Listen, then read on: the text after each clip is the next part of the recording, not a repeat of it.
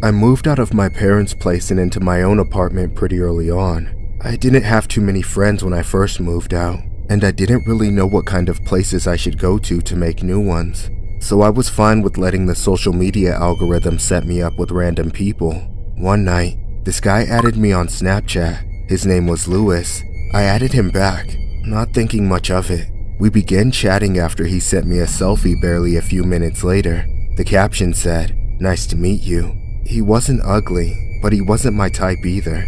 Just kind of a plain, average guy. Figuring I'd entertain it for a bit, I sent him a selfie back, saying, "Nice to meet you too." We ended up talking back and forth for a while. This continued on and off into the next week or so, then steadily for a few days, and before I knew it, we had a best friends badge and a streak going. Once we figured out we lived next to each other, we decided to meet up in person. I made it clear from the very beginning that this was a purely platonic friendship.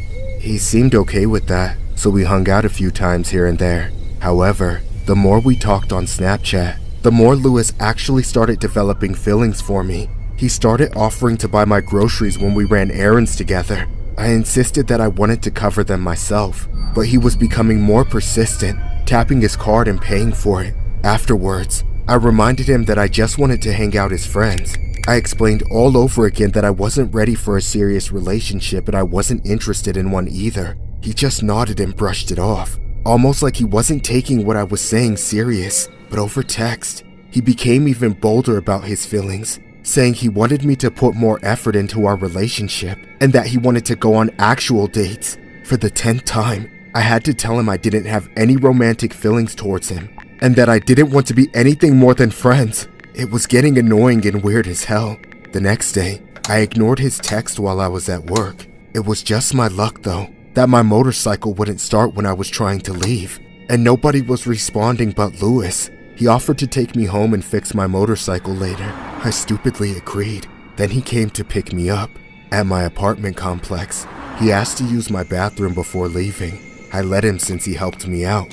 When he came out of the bathroom, we went to hug goodbye, but something awful happened. While we were hugging, his arm slipped down from my shoulders to my waist. Then he pulled me in for a kiss. I began fighting him off, trying to push and shove him off of me. Finally, I hit him hard enough to get him to let me go, but it wasn't over. He backed me into a corner in my own apartment, then revealed himself to be the monster he truly was. What is wrong with you? How could you do this to me? You're such a goddamn tease. I'm tired of being friend-zoned. If you don't want to be with me, then I'm going to stop helping you. I didn't ask for any of that. Yeah? And what about